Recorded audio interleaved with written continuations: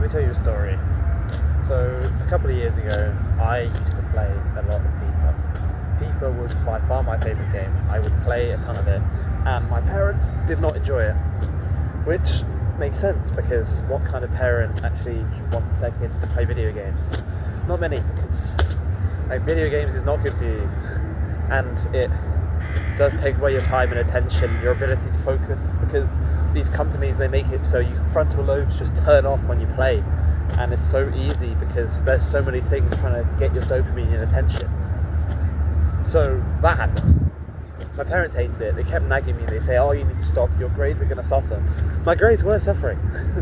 Things were not going well, and video games was a part of it. There was one part of my life where I was thinking about going to university and I couldn't imagine a life without FIFA.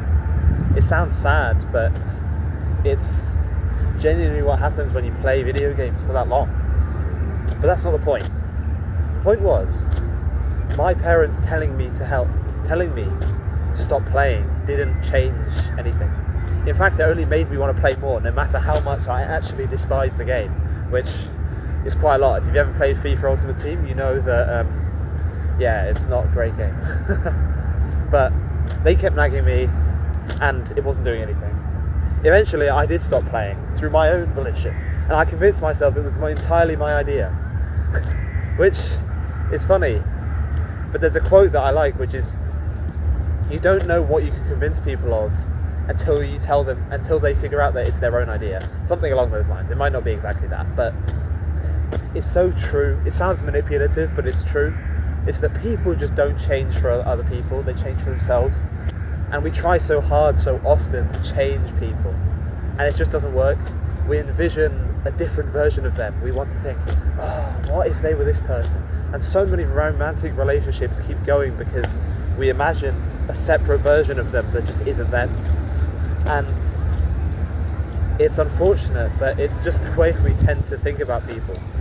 And that begs the question, what do you actually want?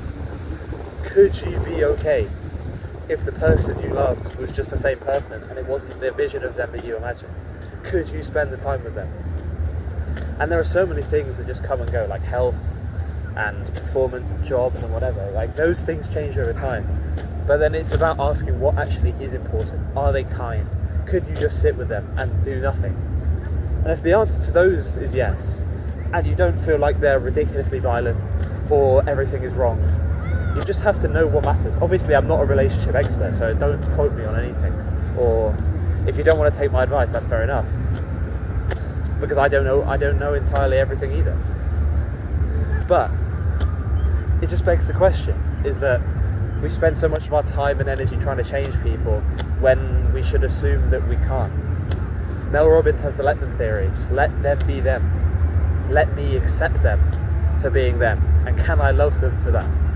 And if the answer is no, then that's something you've got to think about. You've got to truly think, do I actually want to spend time with this person if I don't like them the way they are and I can't change them? Because change is difficult, and it's a process that can only be brought about internally. If you find someone that is actually willing to change and not resentful over it, then you've got someone truly special there. But that isn't most humans. Most humans get resentful when someone tries to tell them that something's wrong with them because they feel unworthy, they don't feel valued, not accepted. And that's just a core human need. So back to the video game thing. I quit on my own. My parents were obviously happy, but they didn't nag me to quit. Nagging me just made it harder. And it's frustrating because sometimes you don't want to tell people you're trying to quit. You want to keep it to yourself. You want to say, oh, I did it all myself, so that you don't feel like it was their idea, or they don't call you out on it. That's something that I've experienced, is I don't tell people things sometimes because I don't want them to say, I told you so. That's how little we want other people involved in our own change. But that's why you've got to take action. You've got to do it yourself. And sometimes not telling other people is the best way to do it. And it works for me a lot of the time. Doesn't mean it's the best solution for everyone. No, some people need that accountability. But I prefer it that way. But people will nag you. People will say, "Oh, what if you were this way?" Because people don't even know who you are half the time. You only know who you are, and it's all in your head. So what are you going to do about it? You have the power to change. You have the power to change your behaviours and your habits. You can't change other people's ones. It's a reality that is so difficult to accept, and yet it's what we have to, because otherwise we're just going to be left struggling.